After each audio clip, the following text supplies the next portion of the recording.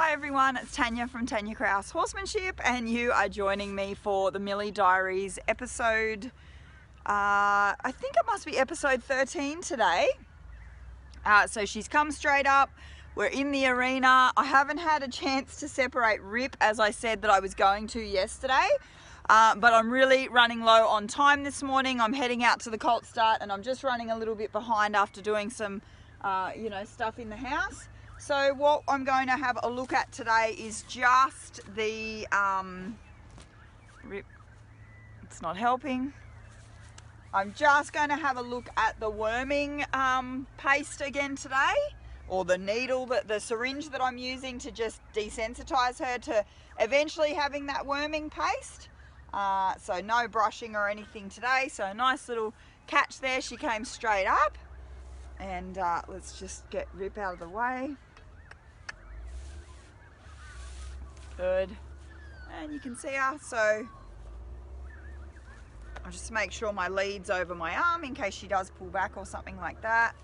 And I'm just going to go straight into, remember, I don't want her pushing on me. She has been pushing on me a little bit. So there, initially I'm just laying the syringe next to her lips so she gets used to that plastic next to her. And I'm just pushing her head off me. See how she's twisting, and she tries to push into me. So there, I've done that twice. I'm just gonna back her up a little bit because I can see on the camera that you're not actually seeing, because she's actually ducking her head a little bit. So see this pushing? I don't like her pushing into me like that. So I'm going to correct it. I'm going to not allow her to do that. Good. So that's 3 times on the side of the mouth. I just held the plastic on the side of the mouth. Good boy.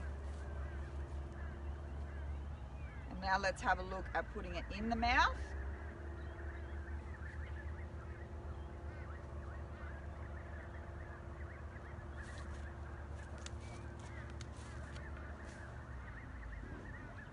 So that was actually really not bad at all, and you probably didn't see it because Rip decided to come on in. I do apologise for that, everyone. I'm going to, like I said, I'm going to start locking him up because he's just sort of getting in the way. Hopefully once I finish the colt start, I'll actually be doing maybe a bit of including Rip, like I might catch them both or something like that. When I've got that little bit more time, I'll probably even start, instead of just putting him in the round pen, what I'll do is catch him and actually tie him up off to the side, so he's learning to be patient and stay tied up and whatnot.